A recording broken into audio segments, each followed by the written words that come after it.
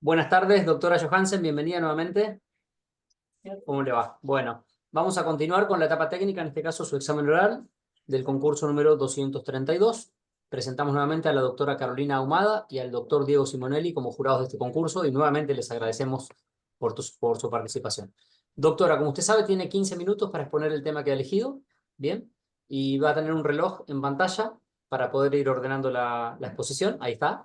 Y cuando culmine, la doctora y el doctor le van a hacer las consultas que consideren pertinentes. ¿Sí? Bueno, ahí la dejo y suerte, doctora. Muchas gracias. Bueno, comienzo. El tema que elegí es perspectiva de género y defensa pública, cómo impacta o cómo influye en nuestra labor diaria como defensores el deber de actuar con perspectiva de género. Cuando hablamos de perspectiva de género, hablamos de una herramienta jurídico-conceptual que lo que nos exige y nos obliga es a considerar en los casos que llegan a nuestro alcance, todo el contexto y la situación y la desigualdad latente que existe y que es real entre hombres y mujeres y en los roles entre hombres y mujeres que existe en la actualidad. Lo que nos exige a nosotros es analizar los casos, liberándonos de estereotipos o viendo los estereotipos y eliminarlos o evitarlos en el caso que vamos a tener en nuestro trabajo. Esto, bueno, como defensores públicos, por eso que por ahí la Defensoría Pública, estamos obligados, todos los funcionarios, los trabajadores del Estado, estamos obligados por la ley Micaela a estar capacitados en perspectiva de género, pero más allá de ello, todo esto es un avance de la legislación internacional para tratar de evitar desigualdades y violencias para con las mujeres y esto que dio la realidad de esta desigualdad de roles que existe. Tenemos ya desde la Convención de Derechos Humanos, que habla en sus principios de evitar la discriminación por género, la Convención para la Eliminación de toda forma de discriminación contra la mujer, la Convención para prevenir, sancionar y erradicar la violencia contra la mujer, y nuestras leyes nacionales, la Ley de Protección Integral de la Mujer y la 2786 en el caso de la provincia, que toma justamente todos estos principios para prevenir, sancionar y erradicar esta violencia. Así cuando la realidad es que en la defensa pública tenemos más casos de varones investigados por delitos contra mujeres que de mujeres investigadas por delitos. Por ello me voy a referir principalmente a esta situación y cuál es nuestra tarea respecto a estas causas. Como dije, obviamente tenemos que trabajar con perspectiva de género. Que nosotros ejerzamos la defensa de estos varones investigados no quiere decir que no debamos actuar con perspectiva de género, sino todo lo contrario, nos va a exigir un plus en nuestro trabajo. En primer lugar, lo que vamos a tener que ver es si realmente estamos en una causa de contexto de violencia de género.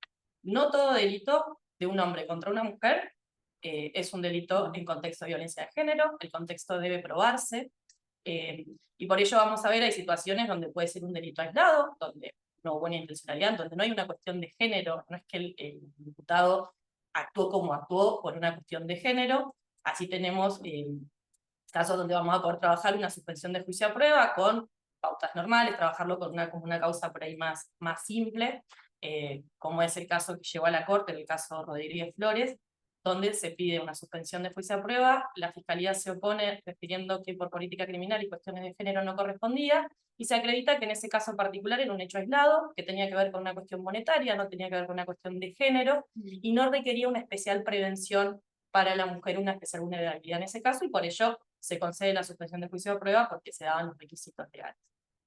Ahora, si el caso que llega hacia nosotros tenemos indicios o tenemos realmente alguna prueba que nos haga creer que sí estamos ante un caso que pueda establecerse como un caso agravado o analizado en contexto de violencia de género, sí va a requerir que lo trabajemos especialmente.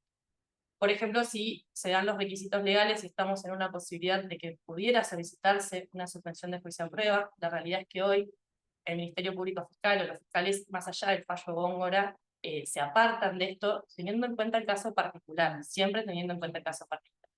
¿Cuál es la realidad? Que si el fiscal se opone a nuestra solicitud de suspensión de juicio de prueba, fundado en Góngora y en el contexto de violencia de género, va a ser muy difícil que nosotros, por más instancias recursivas, logremos que se le otorgue a la persona, perdón, el beneficio de suspensión de juicio de prueba. Pero sí lo podemos trabajar en conjunto, y hoy se hace, se trabaja mucho en conjunto con el Ministerio Público Fiscal, escuchando a la víctima, escuchando a la persona que denuncia cuál es su voluntad respecto al proceso, porque más allá de La palabra juicio que establece la Convención y el análisis que hizo la Corte, muchas veces la persona no quiere llegar a juicio, y no porque se encuentre en una situación o en un ciclo de violencia, sino porque puede ser una situación victimizante para ella, y la suspensión de juicio de prueba puede ser la resolución más adecuada al caso.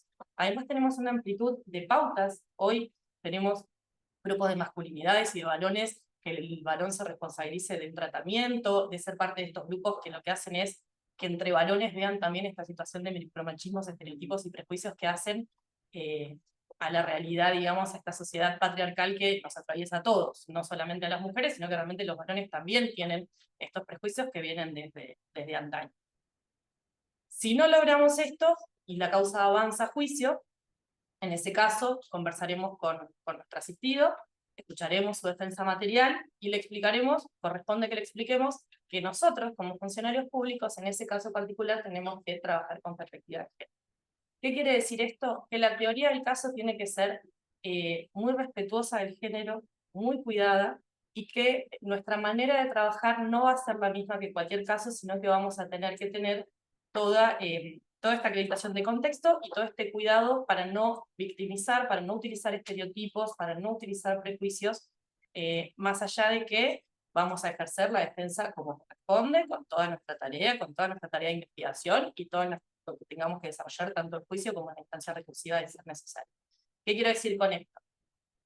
Que la perspectiva de género ni disminuye ni baja la vara respecto a las garantías que tienen todos los imputados y todos los acusados investigados de delito. Pero sí va a requerir que nosotros, la defensa, tenga mucho cuidado, o sea, muy respetuosa del género en toda su teoría del caso y en todo el proceso.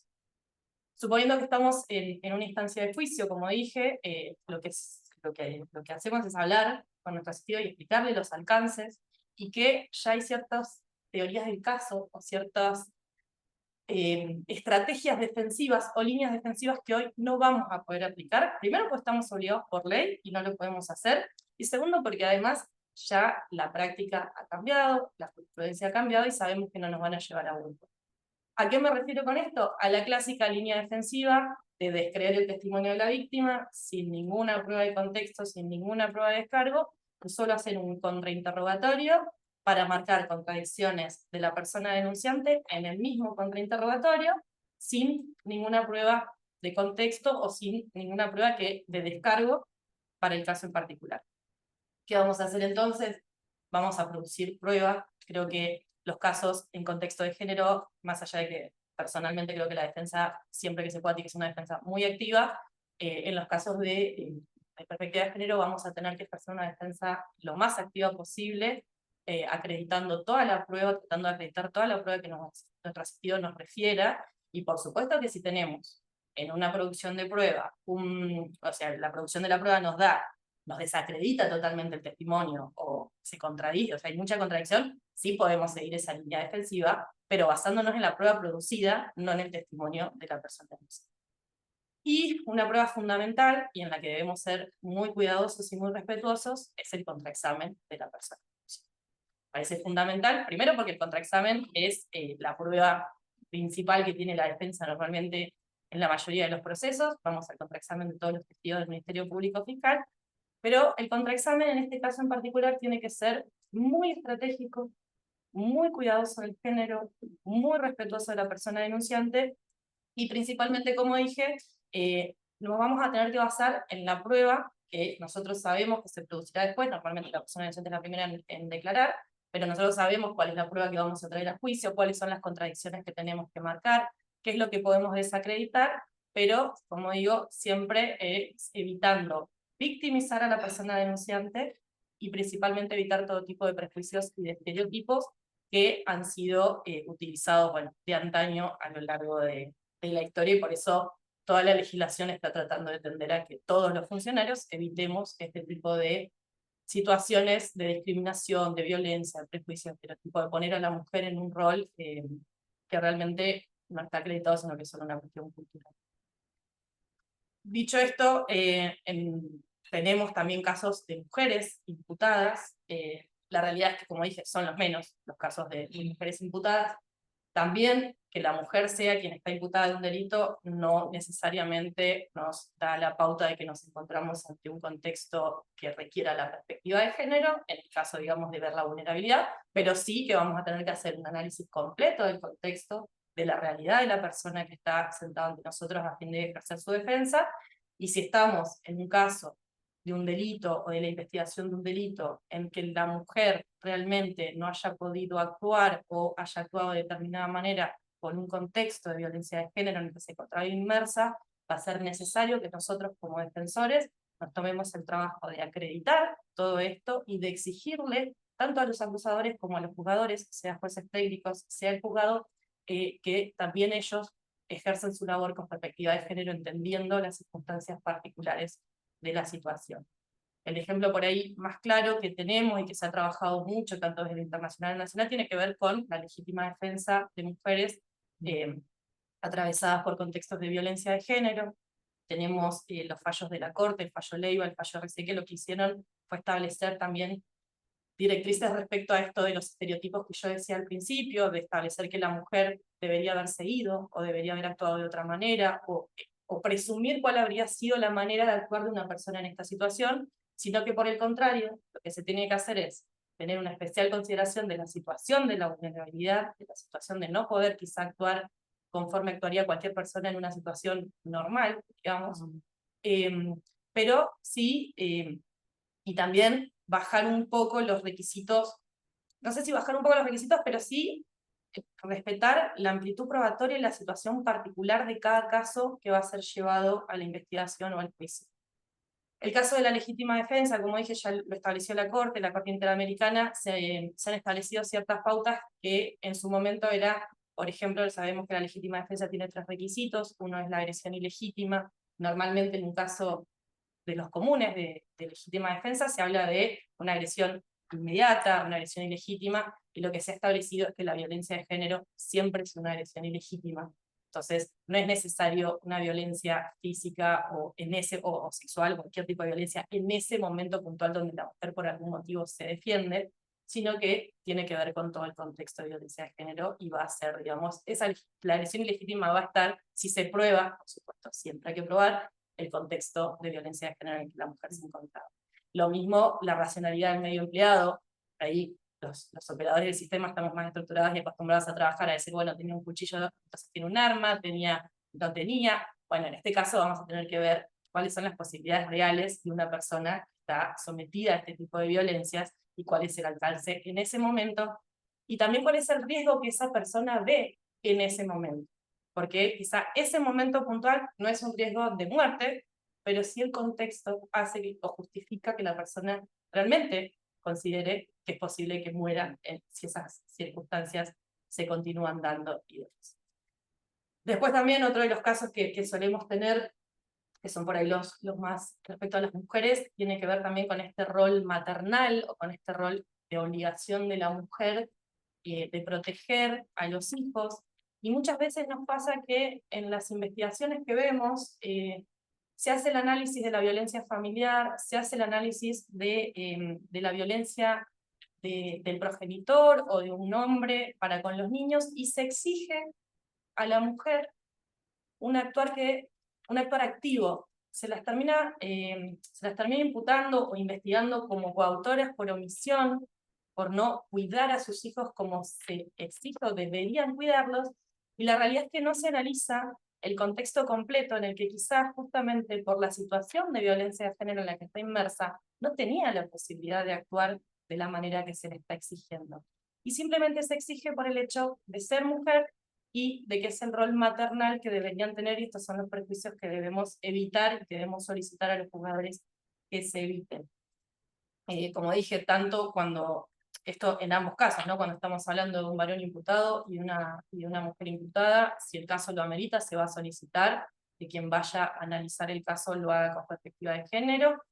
En los casos de los jurados, explicando que el deber de actuar con perspectiva de género lo que hace es marcar y ver si se prueban estas desigualdades o estas vulnerabilidades. No por ello se pierde ninguna garantía ni el principio de inocencia, el tema del lenguaje respetuoso, cuando hablamos de género, cuando hablamos de víctima, esto no implica que un defensor esté asumiendo o reconociendo por las maneras en que se comunica.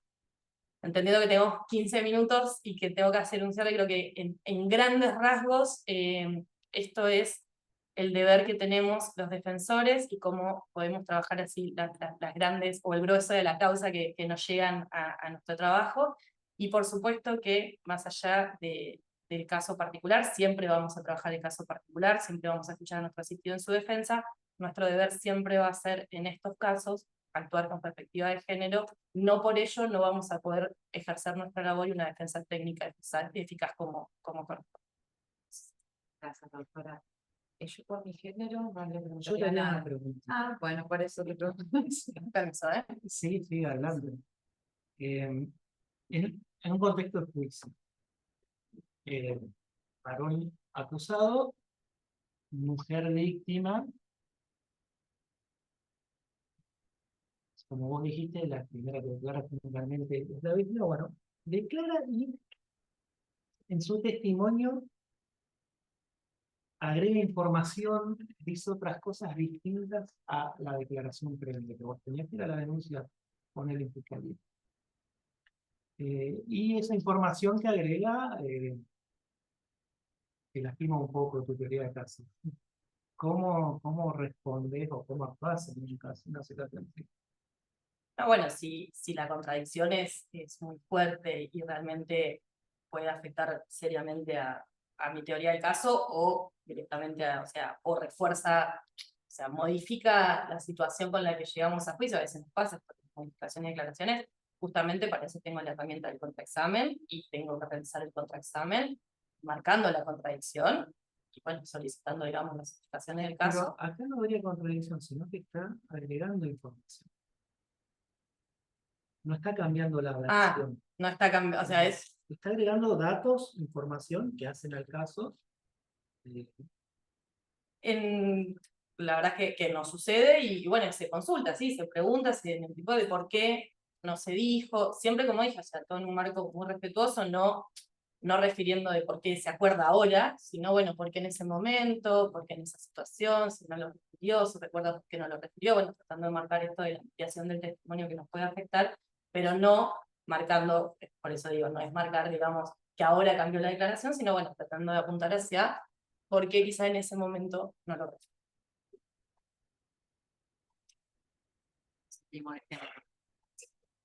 Le quería preguntar, doctora, teniendo en cuenta las funciones que eventualmente tendría como defensora penal, si conoce, si nos puede decir cuáles son las estrategias, si son específicas o si no las estrategias de litigación en el ámbito de impugnación, en los recursos.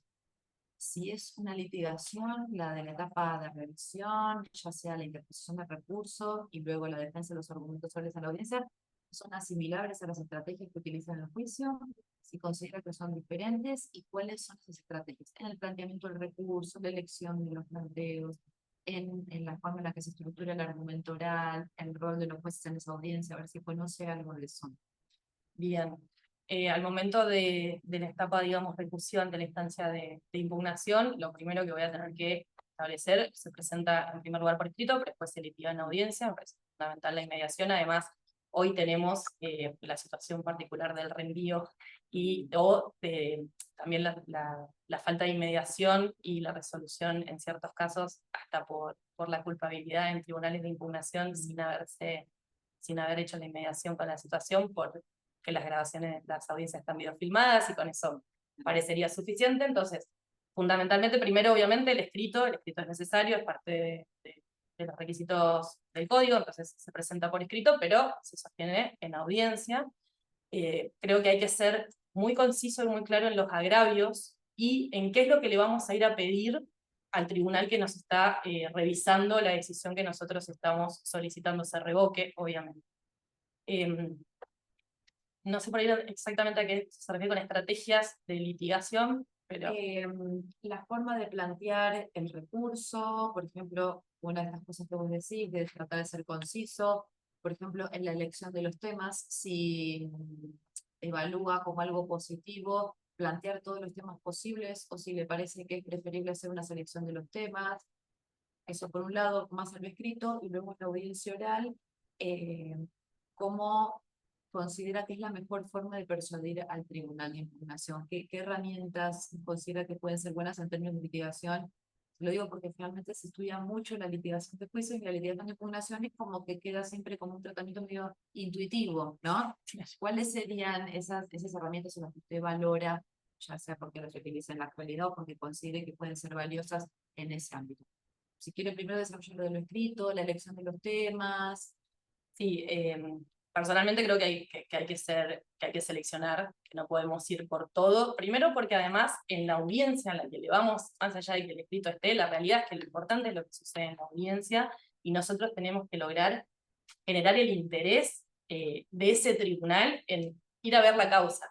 Porque en esos 15 minutos, 20 minutos que a veces nos dan para poder plantear, lo que nosotros tenemos que generar es que el tribunal diga, esto es así, pasó así, y vaya realmente a ver lo que se produjo en la causa.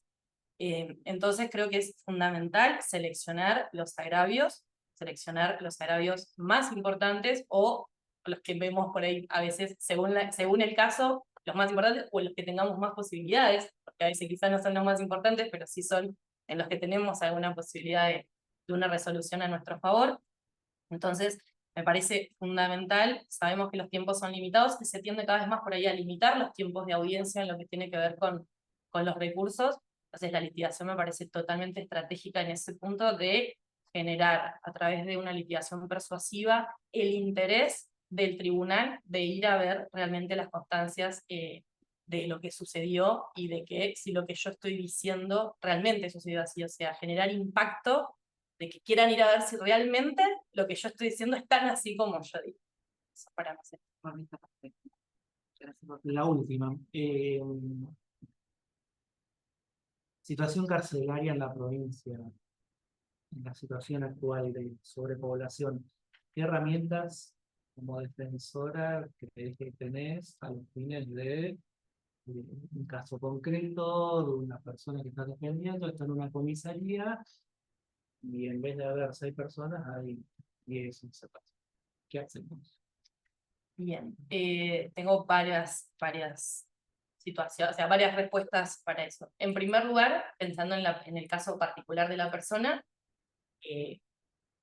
aprovechar, por decirlo de alguna manera, esta situación y solicitar una modificación de la medida cautelar.